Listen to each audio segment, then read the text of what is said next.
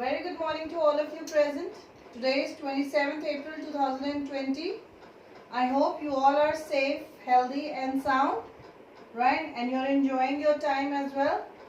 Okay, so we'll carry on with the topic triangular slave trade. I would just summarize. You have already seen the link, but for the further topics, I'll give you the brief introduction about this topic and then I'll move further.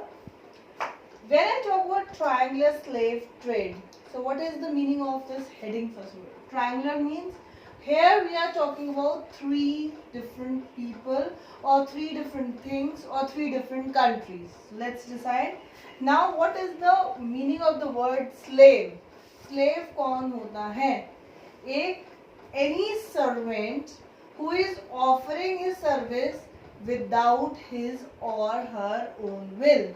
गुलाम. हाँ, जैसे अपने घर में आप एक नौकर रखते हो, that is a servant or a maid. You paid to that servant or maid for giving you some kind of a service. For example, if they are washing your utensils, आपके घर में बर्तन धोने अगर एक काम वाली आंटी आती हैं, and she has fixed that for 1 month she is going to take 500, so she is a maid, she is a service provider who is providing you a service at a particular set amount by her. Right, and you are paying that amount. Now when we talk about a slave, who is a slave? Who is not giving you your services on some criteria. आपने उसके साथ उसको slave बनाते हुए, गुलाम बनाते हुए आपने fix नहीं किया था कि आप उसको 500 rupees देंगे और सिर्फ बर्तन ही धुलवाएंगे. Slave is the person who has to do all the services that are ordered by his or her own master, and he has to deliver you with that services, and then it is the choice of the master whether he will pay something or not. And trade is in exchange of some goods or services. हम व्यापार करते हैं, ठीक है, एक country दूसरी country के साथ ट्रेड करती है, so we pay something. If we are buying something, so we are paying for that commodity.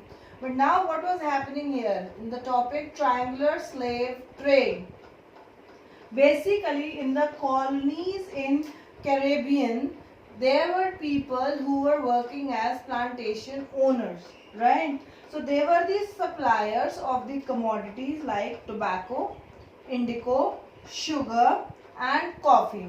But then slowly they were reluctant to do any kind of work. They never wanted to work. So finally, when there is shortage of people, when they are not willing to work, obviously you will have shortage of workers. अब ये जो सब लोग थे पहले ये काम करते थे, ये सब चीजें ग्रो करते थे, but then they never wanted to work on the land. जब हमारे पास workers कम हो गए, when people were reluctant to work, there was shortage of workers. When there were shortage of workers, we had to think of something different. So this was basically a slave trade. A triangular slave trade was between three countries like Europe, America and Africa. When we talk about Europe, America and Africa, this is something very simple. You have already learned in your previous classes also. There was always a problem of racial discrimination. What is the problem of racial discrimination? The discrimination that is based on the color of your skin is a racial discrimination. Africans were basically dark complexioned people. काले रंग के होते थे, इसीलिए उनके साथ भेदभाव किया जाता था. And Europeans and Americans were white in their skin color. So there was a difference between whites and blacks. Like in the Indian community, there was a difference between the Brahmins and the Shudras. Brahmins was the upper caste and Shudras was the lower caste. And we did not give any privilege to Shudras. Similarly were the Africans, they were not given any rights. Forcefully, now what happened? Forcefully through the ports of, name of the ports were Bordeaux and Nantes. The two ports were there in France, one was the Bordeaux and Nantes. What happened? Forcefully they took the people from Africa and they moved through their ways and they sold people, they sold human beings to the Europeans to work as plantation workers here. यहाँ पर लोगों ने मना कर दिया था कि हम खेतों में काम नहीं करेंगे, so there was shortage of workers. तो मैंने उन्होंने क्या किया, जबरदस्ती अफ्रीका से लोगों को पिकअप किया and they were set to a voyage. What is a voyage? A journey from sea is called a voyage. 3 months voyage. They were packed in ships. उनको रस्सियों से बांधा जाता था, जबरदस्ती अफ्रीका से यूरोप लाया जाता था, and they were sold to the plantation owners and forcefully they were told to work in the fields, and gradually the growth of tobacco, indigo, sugar and coffee rose up high and they started trading, right? And slowly there was too many meetings happening, too many assemblies were taking place, and there was a convention in the time, I would admit, there was a time then there was a convention, and at that time of convention, that was in 1794, they decided to abolish slavery. हमने decide किया कि हम slavery को abolish करेंगे. Why? Because here they are not selling from Africa, they are not selling any commodity, they are selling human beings, and selling of humans is also known as traffic in humans. It is also known as traffic in humans, which is against all right, because if you remember, we have also done on page number 11 the Declaration of Rights of Men and Citizens. What is there? The first point is men are born free and should also remain free, right? हम किसी सामान को, किसी non living thing को बेच या खरीद सकते हैं, पर हम इंसानों को बेच या खरीद नहीं सकते. And what was happening in this triangular slave trade? They were selling human beings, right? And finally, when Napoleon came into power, the last paragraph of your chapter, in the conclusion part, that is also important. Napoleon Bonaparte in 1804, he was crowned as the emperor, and in 1815 he was killed in the Battle of Waterloo. So when he in 1804, when he was crowned as the emperor, he reintroduced slavery, which was again something not very favorable for Africans. Africans who were dark complexion were poor, they are also known as Negroes. You know it, you commonly use this word Negroes. But finally the struggle kept on moving ahead, and finally the slavery was abolished in 1848. लोगों को खरीदना और बेचना एक law के against है, which is not a legal thing. इसीलिए finally जब नेपोलियन बोनापार्ट जो है वो राजा बना, तो उसने स्लेवरी को रीइंट्रोड्यूस किया, but then in 1848 slavery was completely abolished from the system. So basically having trade between the three countries, that is Europe, America and Africa, is basically triangular slave trade. Let's go back to your books, your page number 21, the abolition of slavery. Once you must go through this page and you will get to know all the points are clear here now. And if I talk about now the sixth and the last chapter, that is the revolution in everyday life. Now, you have read about so many things. If I talk about the condition of women, when I talk about condition of women, before the revolution, the condition of women was very miserable. Why? They were not given any rights. They were not given any privileges. They used to work as seamstresses, or they used to sell fruits and vegetables or flowers, and they used to earn. They were not given right to education. They were not even given right to vote. They were not given any right. Even they were not given right to speak up for their self. अपने लिए वो बोल नहीं सकते थे. अगर father ने decide कर दिया that they have to marry this person, so they will have to get married to the same. They were not allowed to have their own choice of marrying, and of particular age also. At that time, before the revolution, it was said that women are either the properties of fathers before marriage and or the properties of husbands after marriage. But after the revolution took place, women were given many rights. They also got right to education. There were lots of schools and universities made for them so that they can take up education. But when there was before the revolution, only the women of the wealthier class or the noble society could take that privilege, and that also to a limited extent. They were given, after the revolution, they were given the option to do business, to do job, to have any small trainings, to choose any profession, and age of marriage was also set. After that, apart from this, they were not forced to get married without their own choice or permission. Divorce was also made legal after the revolution, where both men and women can use this option. But slowly, one thing that women did not like about the constitution was that they were considered as the passive citizens. Passive citizens, there's a difference between active citizens and passive citizens. Active citizens were at that time termed as the people who had right to vote. And who were the passive citizens? Who did not have the right to vote. And women did not have the right to vote. And after the struggle of almost 200 years, here see we are talking about this era, 1794. So after almost 200 years, that is in the year 1946, women got right to vote. So this struggle was quite big, and then slowly the revolution started taking place. If I talk about everyday life, in their everyday life, when there was revolution, many rights were given and many privileges were given. Page number 22, paragraph number 2. I am talking about in the old regime is the era, the time period.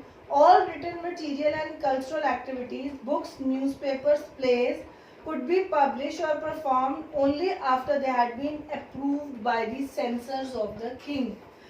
अगर आपने अपनी मन की बात कुछ कहनी है, लिखनी, you want to write an article, essay, or you want to print something, you cannot do it without the permission of kings, right? So whosoever is the king and they have decided a censor committee, you can only get it printed after their consent. So उनके against कुछ छापना, उनके against कुछ print करना was not allowed.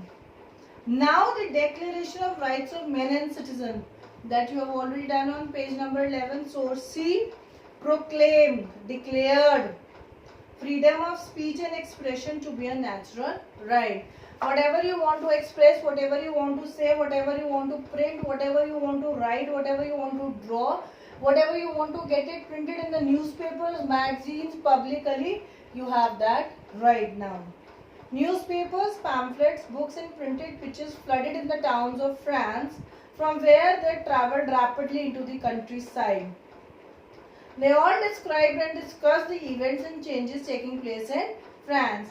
Plays, songs, festive processions attracted large numbers of people. This was one way that they could grasp and identify with the ideas. Now, basically, what were the three main ideas that were delivered through the French Revolution, that we learned through French Revolution was the main thing. You must remember, that is liberty, equality and fraternity. Now, if I talk about these three words, what are these three words? Liberty is a word that has been derived from the Latin word liber, which means freedom. Freedom means freedom of any kind, freedom of any type that you like, anything you want, right? Speech and expression, to say your words, to say your views. Equality is that everybody is equal in front of law. Now there will be no discrimination. And when I talk about fraternity, that we all are the citizens of the same country. We all believe in unity in diversity and brotherhood, sense, feeling of brotherhood, that we all are one.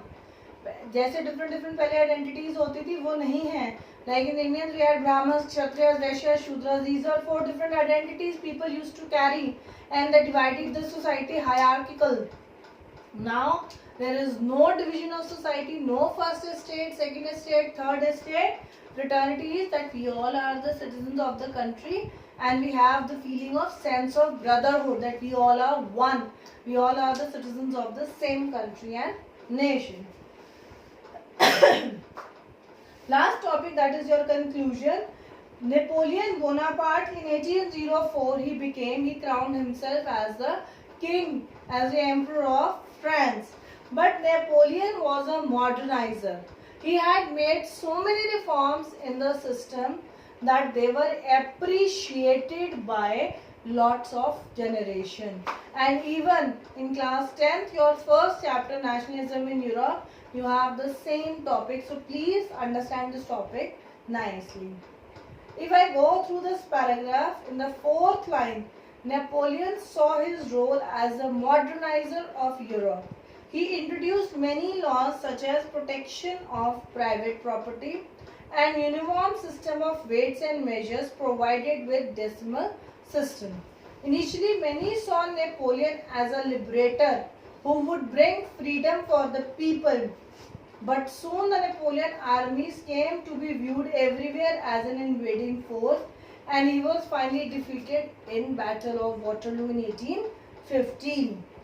Many of his measures that carried the revolutionary ideas of liberty and modern laws to other parts of Europe had an impact on people long after Napoleon had left, right? The ideas of liberty, democratic rights were the most important legacies of French Revolution. The most important thing, the most important legacy of French Revolution was liberty, equality and fraternity.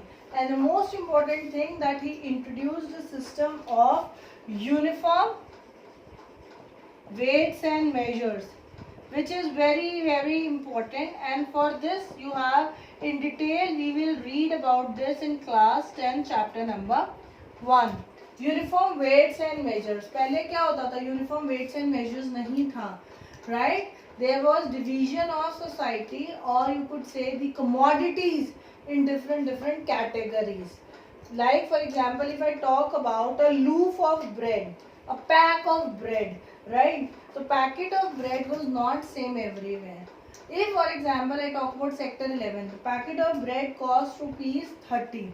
In sector 12 it is 50. In sector 15 it is 100. So the uniform weights and measures, method of uniform weights and measures, systematic and use of 2 currencies only, was all introduced by Napoleon Bonaparte.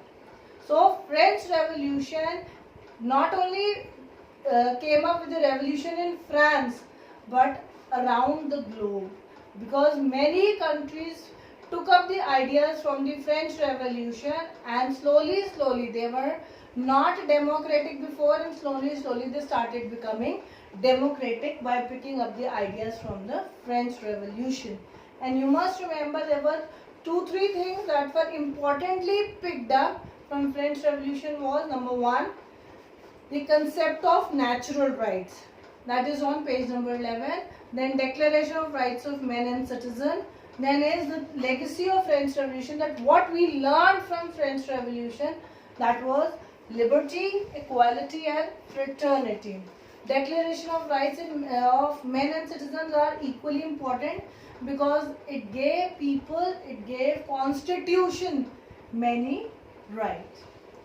I hope all these topics are clear to you. In case of any doubt, you can always message me on my personal number.